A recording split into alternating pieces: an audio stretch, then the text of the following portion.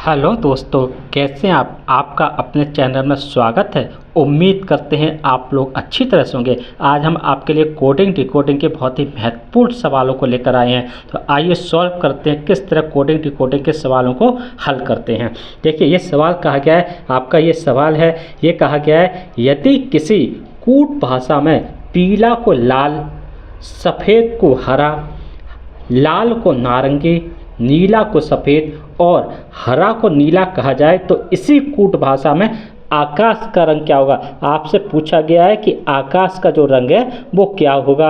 अब देखिए, आकाश का जो रंग है वो कैसा होता है। आकाश का जो रंग कैसा होता है आपका नीला होता है, ठीक है ना। और यहाँ पर हम नीले को क्या कहा गया है, ठीक है ना। और यहाँ पर नीला को क्या किया, देखिए यहाँ पर नीला को कहा गया है सफ़ेद। देखिएगा, यहाँ पर नीला को सफ़ेद कहा गया है, तो यहाँ पर नीला क्या है, यहाँ पर नीला जो है वो आपका सफ़ेद है।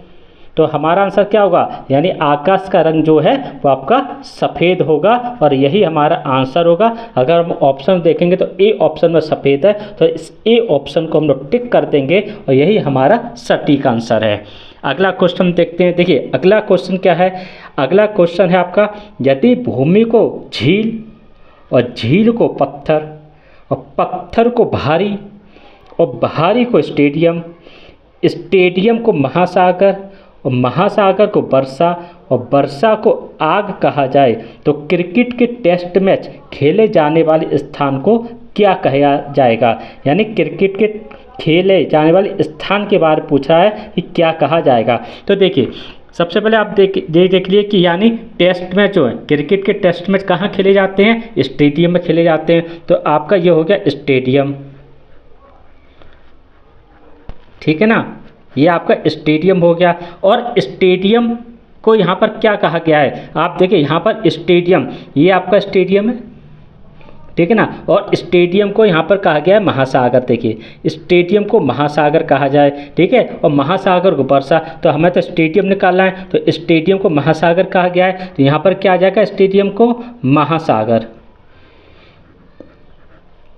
ठीक है ना। और महासागर, और यही हमारा जो है वो सटीक आंसर होगा, क्योंकि अभी यहाँ पर ये हो जाएगा कि क्रिकेट के टेस्ट मैच खेले जाने वाले स्थान को हम महासागर कहते हैं। और आप देखिए बी ऑप्शन है, और इस बी ऑप्शन को हम लोग टिक कर देंगे, यही हमारा सबसे सटीक आंसर है दोस्तों। तो आगे अगला टाइप देखते हैं। ये टाइप 1 था आपका। अब टाइप 2 देखते हैं कि टाइप 2 के क्वेश्चनों को हम लोग कैसे सॉल्व करते हैं। ये आपके टाइप 2 के क्वेश्चन है। ये है आपका क्वेश्चन, किसी निश्चित कूट भाषा में WRAP को 23, 18, 1, 16 लिखा जाता है, उसी कूट भाषा में टेक्स्ट को किस प्रकार लिखा जाएगा।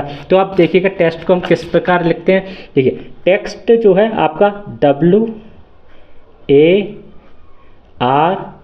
है, और इसे हम लोग क्या लिख सकते हैं, WARP को इसे हम लिख सकते हैं 23 को क्या कहते हैं, 23 हो गया आपका, 23 हो गया W का 23 और A का 1 और आपका R का 18 और P का कितना हो गया आपका, P का हो गया 16, ठीक है। अब हम टेक्स्ट को लेते हैं, TEXT हो गया, और इसे हम क्या लिख सकते हैं, T का हो गया आपका 20 और E का होता है 5 और X का कितना होता है आपका, X का XWYZ X का होता है आपका 24 और T का कितना होता है आपका 20 होता है, ठीक है ना। अब आप ऑप्शन में देख लीजिए किस ऑप्शन से आपका मैच हो रहा है। ये आपका यही हमारा जो होगा ना वो आंसर होगा आपका, ठीक है। अब आप ऑप्शन में देखिए तो बी ऑप्शन देखिए, 20 हो गया आपका, उसके बाद आपका 52, 420, यानी हमारा ये आंसर बी है, बिल्कुल सही आंसर है। इस बी आंसर को हम लोग टिक कर देंगे दोस्तों,